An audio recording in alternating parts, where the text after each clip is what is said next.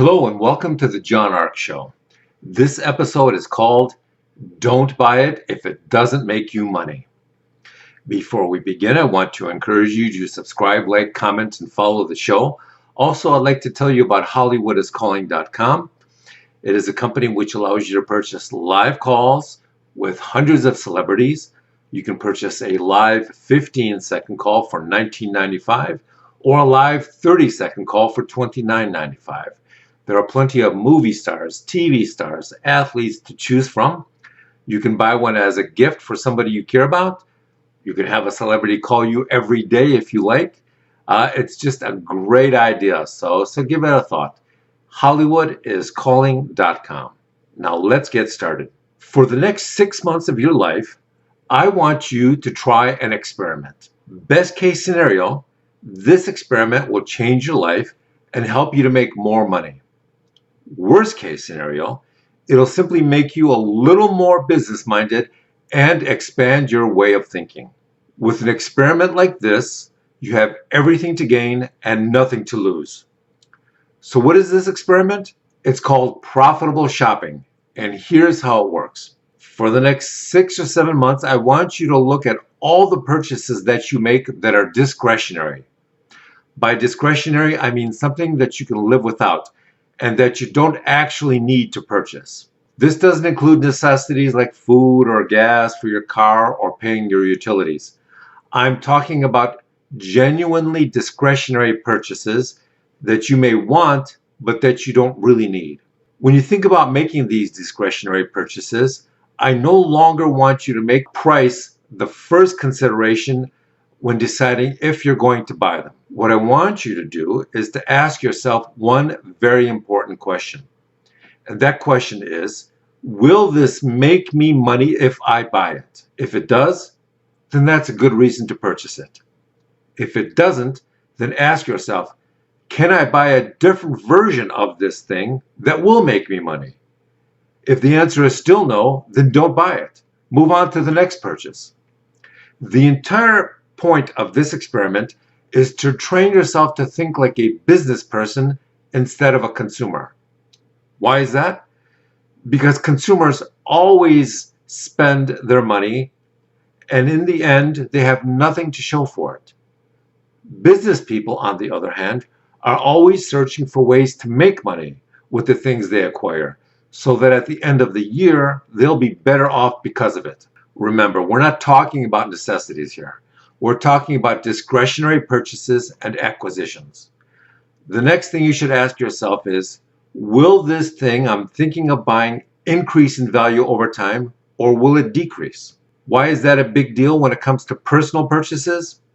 It's a very big deal because over the years, people purchase a lot of things.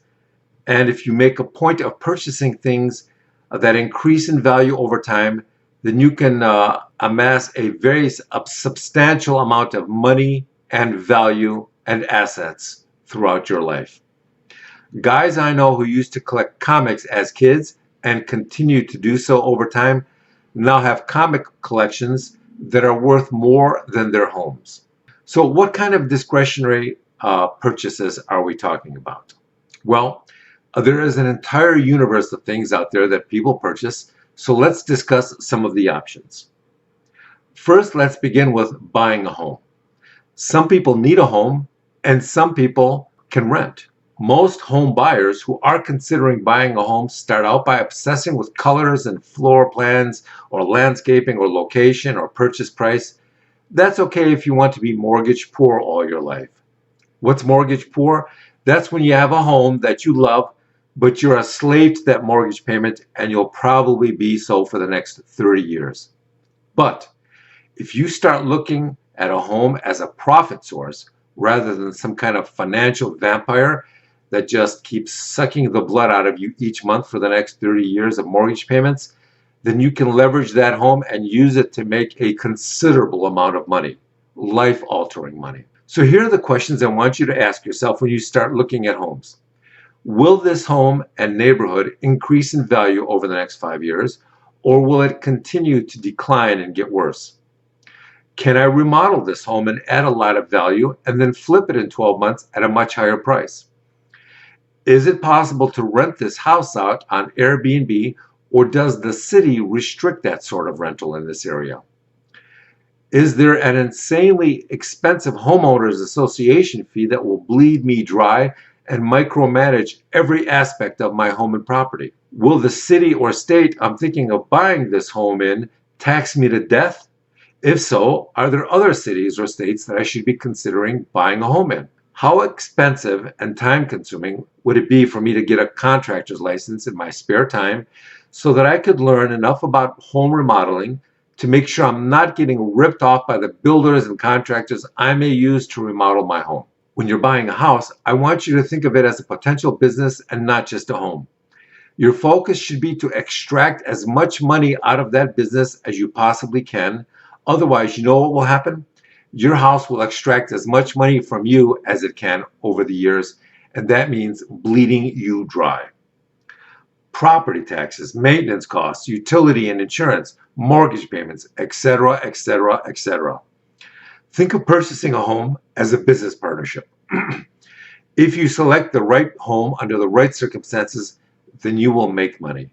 If not, then you will lose money. Next, I want you to think about the cars you want to purchase. Remember, the first question is, will this make me money? If not, can I turn this into a money-making asset?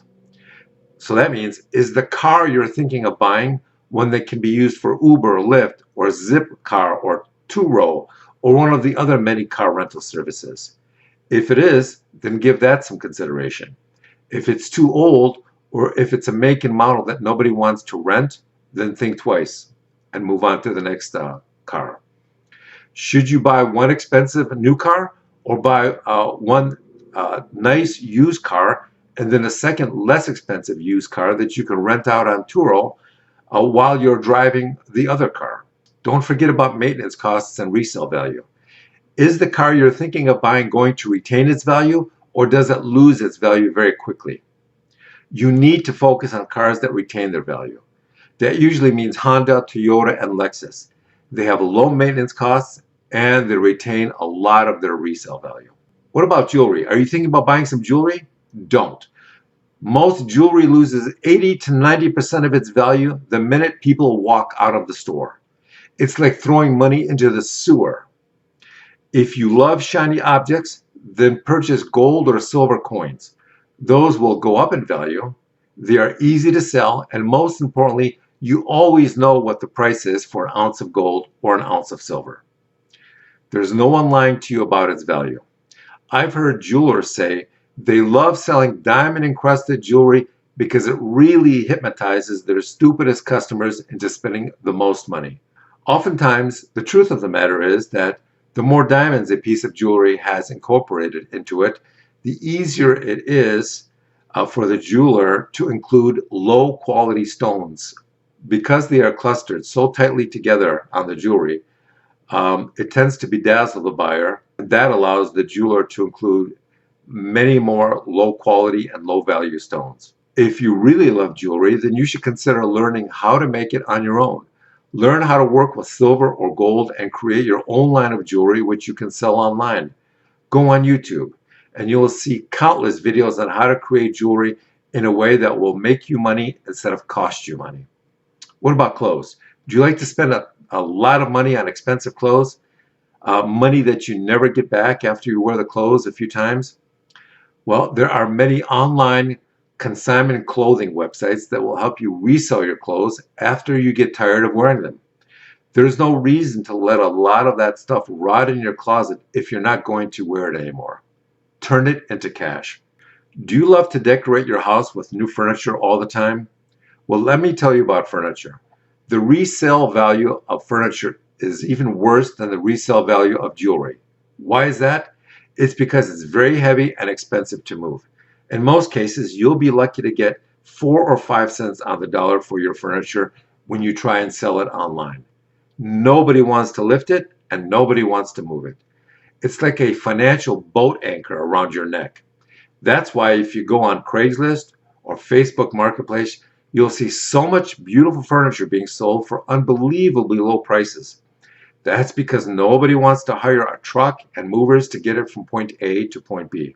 If you're thinking about buying furniture, then you should give serious consideration to buying it used, because things like sofas and bed frames or tables that are in great condition can be bought for just a few cents, just almost nothing. It's amazing how low the prices are on used furniture online. Now, do you spend a lot of money each week on cigarettes and alcohol? Then ask yourself, how much do you think that dollar amount is? Then ask yourself, if you spent that money on something that made you money, how would that affect your bank account in a few years? Let's say, for the purposes of this argument, that you spend about $100 a week on cigarettes and alcohol. That's about $5,200 a year. Add that up over 5 years, and you've got $26,000. Do you know what $26,000 can buy you? It can be the down payment on a rental property. Do you know what else it can buy you? If you go down this path, it buys you a healthier body and a longer lifespan. So try this experiment for 6 months and see how it affects your finances and your discretionary spending. If you discipline yourself to think this way, then you can make a real difference in the financial life of yourself and the people you love. So good luck, and thank you for watching.